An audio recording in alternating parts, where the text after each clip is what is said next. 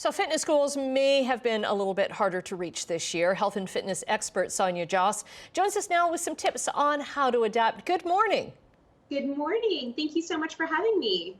So I found this year the fitness center that I go to closed since March. I've had to adapt. I bought some weights, put them in my basement, and I actually find it a little bit easier because now I don't have to change or drive. Now I just go downstairs, and I make myself go downstairs to exercise. Which is super impressive. Like, that is a testament to sort of your motivation and your commitment. And I will say that I'm sort of on your side that way.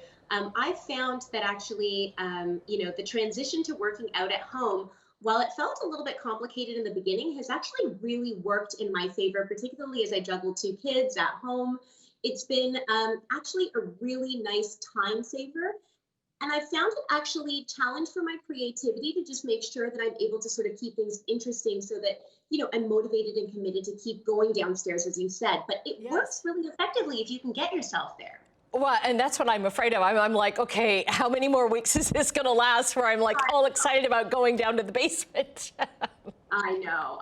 It's challenging, but there are some things that you can do, right, to keep things interesting and to keep yourself accountable, particularly at this, new year time frame where we're really looking to get resolutions and sort of find a new way to shake things up so that we're committed and we're focused. So what do you do to make sure you're motivated? I mean, for me, the idea is really to start small. At the sort of onset of the pandemic, I was freshly postpartum. And so I had a lot of extra weight and I had lost a lot of strength. And the idea of making some sort of massive change during this sort of newly shifting time felt really overwhelming.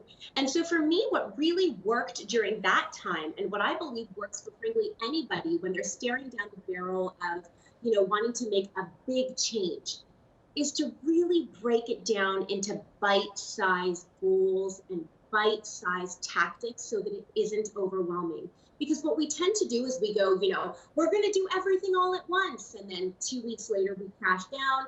The whole dream is dead and we feel miserable. So maybe something as simple as going out for a walk around the block, right? Absolutely. Like something as simple as saying, okay, for the first week, for that first week of January 4th onwards, we've got, 7 days. What are the smallest things that we can do to make ourselves feel in control for that time period? So for example, I'm going to make sure that I drink 6 to 8 glasses of water. In the week, I'm going to try and have 3 salads in addition to my meals. I'm going to try and make sure that I take my multivitamins, and I'm going to try and make sure that I move my body for 20 minutes in any fashion for 3 times in 1 week. And that's it. You'd be surprised at how quickly you can create this positive momentum and this nice, slow, gradual snowball when you take things and really break it down into goals that are almost so small that there's no way you can fail.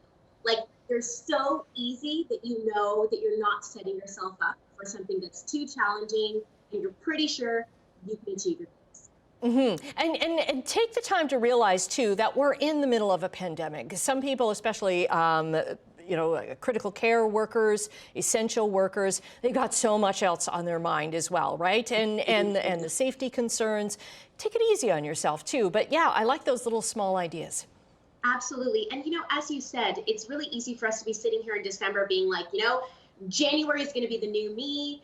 The whole thing is just going to be a whole different picture. And so I'm ready for it. But as you said, there's so much self-compassion that's involved to navigate this time and to really make sure that you're being gentle with yourself, because we are still in the thick of it. In fact, we are arguably sort of right back to where we were in terms of numbers and things.